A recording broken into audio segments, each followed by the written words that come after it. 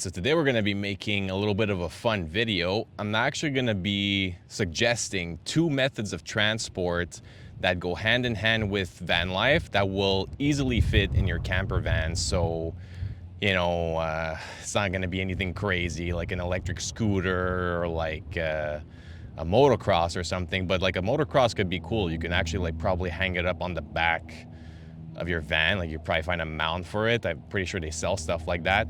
But I'm gonna give you guys a hint. I'm on one of the methods of transport right now, and that's a paddle board. So paddle boards, especially the inflatable ones, or actually I would say only the inflatable ones, are really like a van lifer's best friend because they deflate, they don't take that much storage space, and they allow you to go on pretty much any almost any waterway, like even the ones that have like boats on them. Only thing is that obviously you're gonna have to wear a safety vest, so that's required in the law. In most jurisdictions require that by law. And obviously, all the other security requirements that they might ask for. Sometimes it's a whistle. Like if you're doing it at night, you need like the proper lighting, that kind of stuff. But it's really great because you could, obviously like on the major waterways, it might be a bit too wavy and it might not be as fun. That's why like rivers, like small rivers and lakes are really the best place to paddleboard. But it really gives you like a nice experience when you're out in nature, something that, would normally require like a kayak or a canoe, which unless you're mounting them on your roof, which you could, but, if you want to stay discreet and stay stealthy, well, paddle boards are the stealthiest van life method of transportation, But I will admit it's more like well, in my case, it's to make videos and also to enjoy the water. But that's it. It's more of like it's not really going to be able to get you places. It's mostly to just enjoy life and be on the water at minimal cost and minimal space. Real estate taken out of your van.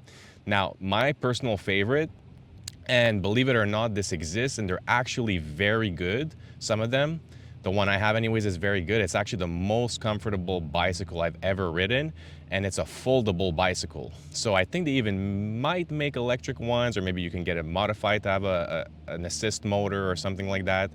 But foldable bikes are the best. They fit super easily in a camper van, especially the way that I have mine set up.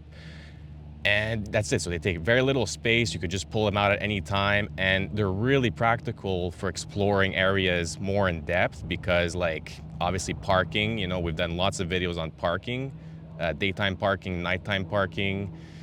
But sometimes, like especially during the day, you're not going to be able to park in like the downtown area, not with a big camper van, and also it might be paid, it might just not be like, it might not fit, underground parkings won't work for, any like high roof vans, that kind of stuff.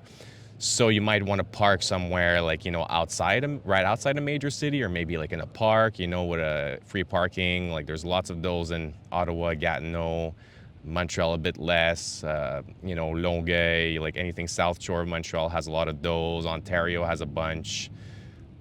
Quebec, obviously if you're exploring, you'll find a bunch of like conservation areas, parks that don't really charge for parking, which is great. But, in the case that they do, it might not be that bad, especially if you're leaving it there for the day and you want it to be a bit safer, because they might have cameras, that kind of stuff. So do take that into consideration too, obviously. But what you do is you bike from those locations. So like, what I normally do is when I'm in Ottawa, like I'll park at Rockcliffe for the entire day. And if I want to go like to town and stuff and explore a little bit, meet some people, like I'll just go by bike because it's like so much easier. I just pull it out of the back, I set it up, and then I'm ready to go. And like I said, super comfortable. You could even find some. I bought mine used off of like Facebook Marketplace. I've seen a Jeep brand. They look like they're all pretty much the same model, but there's one that is branded Jeep. I think it might even come with a specific model of Jeep, I would assume. And there's like other car brands actually, surprisingly, that have foldable bikes, and they all pretty much the same design. So it's not really like, I don't think one's gonna be better than the other or worse because it has the name Jeep on it, But all jokes aside, like obviously I'll post some pictures or videos to the one that I have, so you guys see what I'm talking about.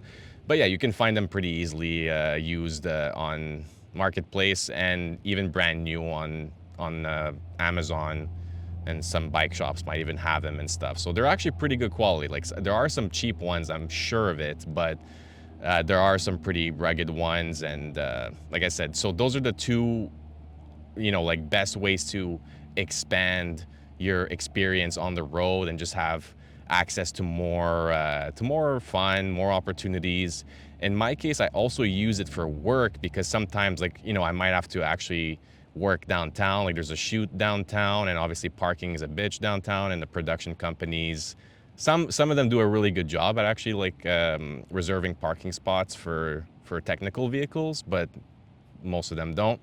So you have to figure it out yourself. So what I'll normally do, obviously paid parking is, in this case, I don't care. I expense it. It's for work. But sometimes even that's not an option. So what I'll do is I'll find a spot a little bit further. Like I'll drop off my equipment right before the shoot. Like I'll go in a little bit earlier, drop off my equipment, or the night before if possible. And I'll either like bike completely to the location, or I'll just park a little bit further and bike back to set, so it's like maybe like a 5-10 minute bike ride tops from wherever I find parking. And yeah, and then obviously after I go bike back to my vehicle, come back, park with the hazard lights, pick up the equipment, and go home. So so it does have a tactical advantage to the foldable bike. That's why I said the paddleboard isn't as versatile in that sense, but the foldable bike will definitely come in handy if you do any type of work like that, or maybe you're a drone operator too, and sometimes you need to get to off-road, or want to get better access to a certain spot, like that's better in range of your drone. So stuff like that. So anyways, this was a little fun one, guys. Nothing too serious here, but yeah, definitely foldable bike and inflatable paddle boards are two amazing methods of transportation to have in your camper van. And honestly, I think other than that, maybe a longboard or a skateboard, but I think the foldable bike totally beats those any time of the day. Unless you're into skateboarding. In that case, it really does not take that much space to add that into your inventory. All right, guys, that's it for this one. If you're building something that's meant to last, whether it's a camper van, a business, or just a better way of living, I'm glad you're here. Everything I use, recommend, or offer is linked in the description. Take what works, build your own blueprint, and I'll see you in the next one.